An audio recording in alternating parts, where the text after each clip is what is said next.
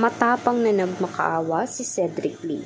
Lumuhod at tila parang naiiyak para sana iatras ni Bong Navarro ang kaso sa kanya. Nahihiya man siya pero wala siyang magagawa dahil kasalanan din naman niya. Nagtaksil siya at talagang gumawa mismo ng kahihiyan na bumaring laman sa kanyang mga ginawa. Nakarma siya at iyang mga pinanggagawa niya ay ngayon ay pinagsisisihan at pinagbabayaran na niya. Hindi na maaaring makancel pa ang mismong naging reaksyon o mismong naging sagot ng korte. Dahil ang mismong siya din na nagpasa o nagsumite ng ebidensya ay nakikitang guilty sila.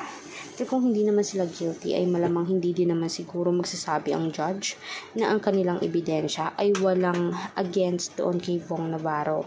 Malinaw na makikita na sila mismo ang nag-frame up, nagpapunta kay Bong at nag-set up na andun na sila pala mismo sa kondo. Na hindi lang sila basta pumunta lang kay Denise, kundi pinag-usapan talaga nila dahil makikita doon na nag-usap pa sila sa lobby before pa dumating si Bong Navarro. Ang galing din naman pero kahit pa paano ay may pagkabobo din dahil hindi nila na-delete mismo ang CCTV footage ng naturang kondo ng kaibigan na Denise.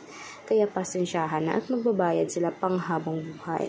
Kaya for more public videos guys, mag-subscribe kayo, i-like at i-share ang ating videos on public. Salamat po.